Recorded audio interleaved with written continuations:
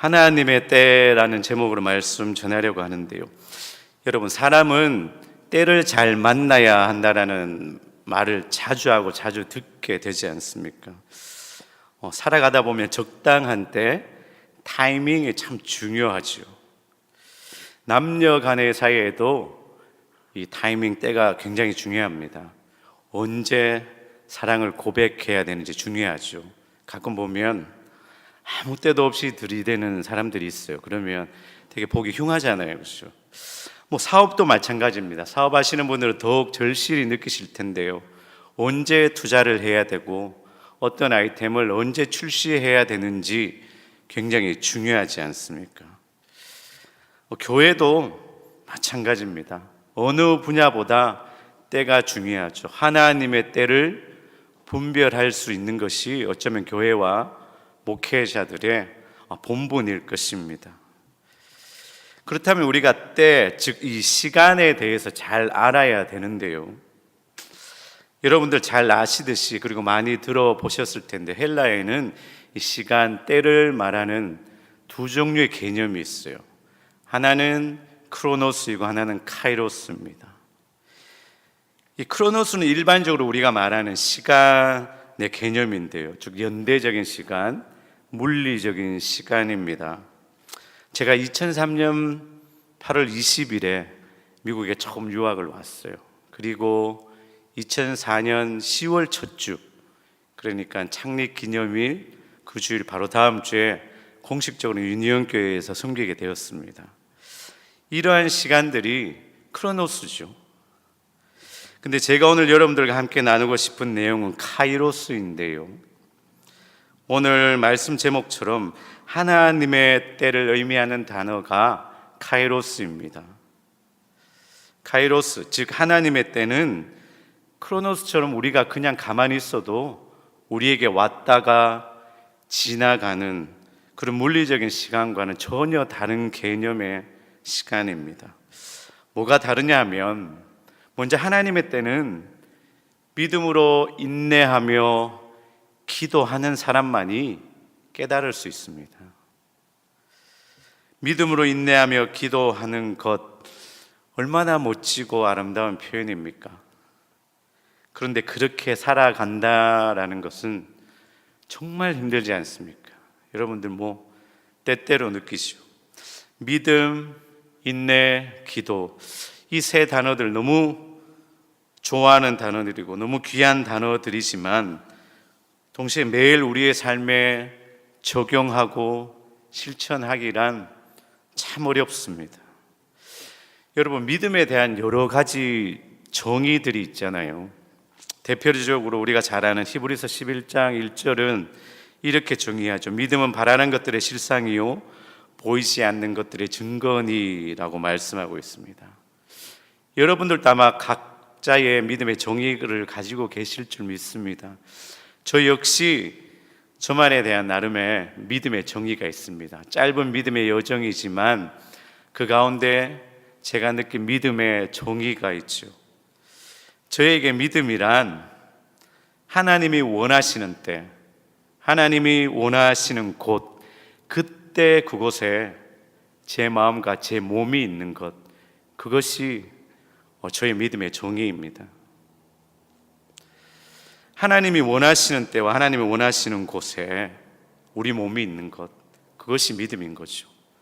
그래서 바라기는 여러분들도 믿음의 사람 되기를 간절히 원합니다. 하나님이 원하시는 때, 하나님이 원하시는 곳, 그곳에 여러분의 마음, 여러분의 몸이 그곳에 있는 것이 믿음의 사람인 것입니다. 그렇게 순종하는 것이 믿음의 사람인 것이죠. 우리가 아브라함을 믿음의 조상이라 말하는데요, 그 이유는 아브라함이 순종의 사람이었기 때문입니다. 창세기 12장 1절을 보시면 이렇게 기록하고 있습니다. 여호와께서 아브라함에게 이르시되 너는 너의 고향과 친척과 아버지의 집을 떠나 내가 네게 보여줄 땅으로 가라 라고 말씀합니다. 그리고 그 말씀에 아브라함은 4절에서 이렇게 반응합니다. 이에 아브라함이 여호와의 말씀을 따라갔고 라고 기록하고 있습니다. 다시 말씀드리면 아브라함은 하나님의 말씀에 따라 하나님의 때에 순종한 믿음의 사람이었습니다. 사랑하는 여러분, 저와 여러분들도 아브라함처럼 믿음의 선진의 반열에 오르기를 간절히 소원합니다. 그러기 위해서는 우리가 하나님의 때를 잘 분별할 수 있어야 되는 거죠. 하나님의 때를 깨닫기 위해서는 인내의 기도가 반드시 필요합니다. 옵션이 아니에요. 반드시 필요합니다. 내 생각, 내 욕심, 내 의지가 사라질 때 비로소 하나님의 때를 우리는 깨달을 수 있기 때문입니다. 여러분들 골프 좋아하시잖아요. 저는 한 번도 쳐보지는 못했는데요. 모든 운동이 그렇듯이 우리의 몸에 힘이 빠져야지 제대로 힘을 줄 때 힘을 쓸 수 있습니다. 우리가 찬양도 마찬가지입니다. 우리 몸에 힘이 빠질 때 고음을 우리가 노래할 때 근육들이 움직일 수 있어요. 고음을 낼 수 있는 근육들이 움직입니다. 한때 내려놓음이란 책이 베스트셀러가 된 적이 있어요. 그래서 내려놓음이란 단어를 참 많이들 썼습니다. 물론 지금도 많이 쓰고 계신데요. 내 것을 내려놓아야 하나님의 것을 받을 수가 있습니다. 그런데 가끔씩 이런 말 자주 듣게 되는데요. 이제 다 내려놓았습니다 라고 말하시는 분 보게 됩니다. 그런데 그 말씀하시는 분들을 뵐 때마다 좀 안타까움이 있어요. 왜냐하면 정말 내려놓으신 분들은 내려놓았다라고 말하지 않습니다. 왜냐하면 정말 내려놓은 분들은 내려놓음으로 인해서, 자기 것을 내려놓음으로 인해서 하나님의 것을 얻게 되고, 그 하나님의 것을 얻은 그 은혜에 감사하고 찬양하는 분들이 정말 내려놓은 분들이에요. 내려놓기 힘들어서 계속 다 내려놓았다라고 고백하는 거죠. 혹시 지금 하나님의 때를 깨닫기 위해서 인내하고 기도하시는 분들 계시다면 정말 무책임하고 잔인한 말인 것 같지만 그것이 정답입니다. 끝까지 인내하며 기도하시기 바랍니다. 인내하며 기도하는 분들께는 하나님께서 분명히, 그리고 조금의 의심의 여지가 없는 확신으로 응답하실 줄 믿습니다. 네, 그분이 하나님이세요. 그리고 두 번째, 우리가 크로노스와 카이로스의 차이점은 뭐냐 하면, 하나님의 시간은 과거, 현재, 미래, 그러한 개념이 아니라는 것입니다. 영원하다라는 것이죠. 우리가 믿는 하나님은 영원하신 하나님입니다. 어느 때 어느 곳에나 계시는 무소부재하신 하나님이시죠. 오늘 우리가 읽은 본문에서도 하나님은 모든 것을 지으신 분이고 때를 따라 그것들을 아름답게 하시며 또한 사람들에게 영원을 사모하는 마음을 주셨다라고 말씀하고 계십니다. 여러분, 영원이라는 의미가 무엇이겠습니까? 도저히 알 수 없는, 우리가 상상할 수도 없는 머나먼 미래가 영원이겠습니까? 하나님이 말씀하시는 영원이란 우리의 생각으로 깨닫는 과거, 현재, 미래, 더할 수 없는 미래, 그러한 시간적 개념으로 알 수 없는 것이죠. 오늘 본문이 말하는 영원, 정말 우리에게 너무나 중요한 개념입니다. 영원의 또 다른 표현은 바로 지금입니다. 그러므로 영원하신 하나님이란 바로 지금 나와 함께 하고 계시는 하나님인 것입니다. 언젠가 나에게 오실 그 하나님이 아니라 바로 지금 우리와 함께 하고 계시는 그 하나님을 믿으시고 그 하나님을 만나시기를 간절히 바랍니다. 바로 그것이 영원을 사모하는 마음이고, 그것이 하나님과 동행하며 살아가는 영원한 삶을 사는 그리스도인의 삶인 줄 믿습니다. 이러한 삶이 카이로스적 삶이라는 것이죠. 바라기는 저와 여러분들이 세상의 때를 기다리며 크로노스적 삶에 갇혀 사는 인생이 아니라 영원하신 하나님, 곧 지금 나와 함께 하시는 하나님과 동행하는 카이로스적 삶을 살아가는 여러분 되기를 주님의 이름으로 축복합니다. 우리 모두는 하나님의 때에 따라 순종하며 살아가는 그러한 믿음의 여정 가운데 있죠. 그것이 카이로스적 삶이라고 말씀드렸습니다. 이제 제 얘기를 좀 해야 될 것 같은데요. 지난 7월입니다. 7월 첫 주였죠. 카이로스 선교 훈련을 다녀왔습니다. 사실 몇 달 전부터 그날 제가 휴가를 계획했었거든요. 근데 담임 목사님께서 카이로스 훈련을 대표를 좀 받고 왔으면 좋겠다 하셔서 다녀왔습니다.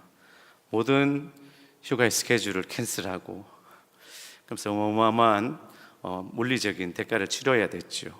그런데 그런 마음이 들었어요. 이런 대가를 치르는 것에는 이거보다 더 값진 뭔가가 있겠구나라는 마음의 느낌이 있었습니다. 그래서 카이로스 선교훈련을 갔습니다. 첫날 가서 일찍 가서 조용히 앉아서 묵상하면서 이런 기도 드렸습니다. 하나님, 이 훈련을 통해서 제가 지금 하나님의 때에 어디에 서 있어야 되는지 깨닫게 해주십시오 라고 기도드렸습니다. 그렇게 기도하고 첫 시간 훈련이 시작되었는데요, 첫 시작부터 저에게 들어온 말씀이 있었어요. 창세기 12장 1절 말씀이었습니다. 여호와께서 아브라함에게 이르시되 너는 너의 고향과 친척과 아비의 집을 떠나 내가 내게 보여줄 땅으로 가라 라는 말씀이었습니다. 그 말씀에 마음에 들어오는데 심장이 마구마구 뛰는 겁니다. 그 말씀이 지금 제가 여러분 앞에 고별 설교를 하게 된 이유입니다. 여러분, 제가 유니온교회 처음 왔을 때는요, 청년이었습니다.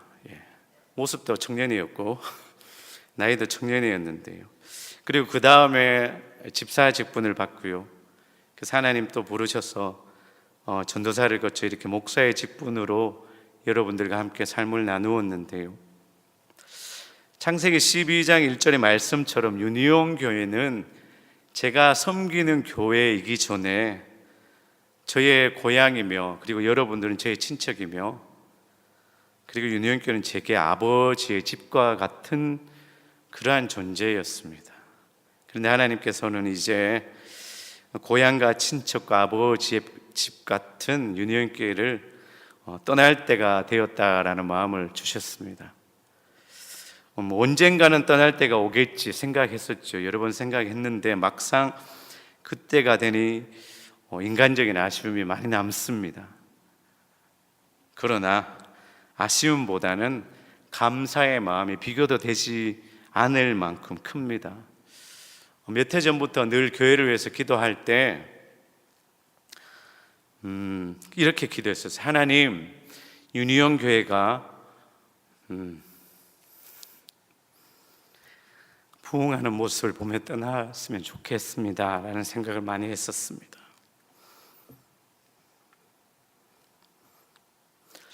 그래서 정말 기쁜 마음으로 떠날 수 있을 것 같습니다. 죄송합니다. 저는 산을 참 좋아하는데요, 그렇다고 뭐 힘들게 산을 오르는 하이킹을 좋아하지는 않습니다. 숲이 빽빽한 산에 가서 지인들과 같이 맛있는 거 먹는 걸 좋아하는데요, 우리가 어떤 나무를 볼 때 그 나무가 자라는 환경을 알 수 있는 건 그 나무의 나이테를 보면 알 수 있잖아요. 아마 제 인생의 나무에서 유니온 교회는 가장 굵고 가장 선명한 나이테일 것입니다. 그런 유니온 교회를 떠나는 것이 정말 쉽습니다. 쉽지 않습니다. 지난 목요일 담임 목사님께 처음 말씀드렸습니다. 상의도 아니고 목사님 이렇게 됐습니다 라고 통보 아닌 통보를 드렸습니다.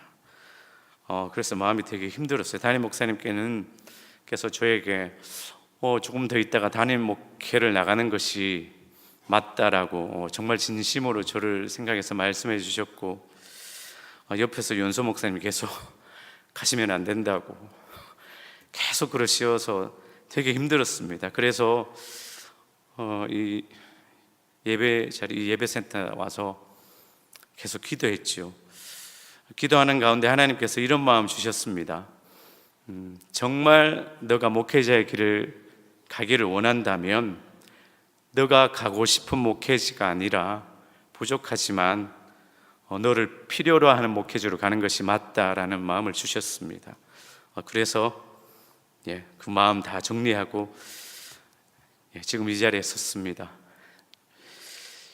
힘들어도 하나님 주신 마음에 순종하는 것이 가장 복되고 가장 쉬운 인생의 길이란 것 알고 믿고 있기 때문에, 그리고 그것이 카이로스적 삶인 것을 확신하기에 이제 저의 고향과 친척과 아버지의 집 같은 유니온교를 떠나 하나님께서 새롭게 부르신 그곳으로 나아가려고 합니다.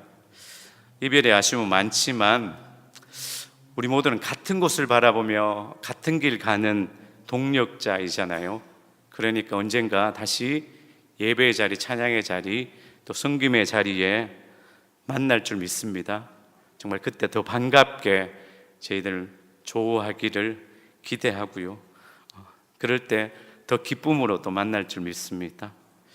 마지막으로 바라기는 늘 하나님에 따라 순종하며 살아감으로써 하나님의 귀한 열매들이 가득 맺히는 믿음의 여정 걸어가시는 저와 여러분들 되시기를 주님의 이름으로 축복합니다. 아멘. 기도하겠습니다.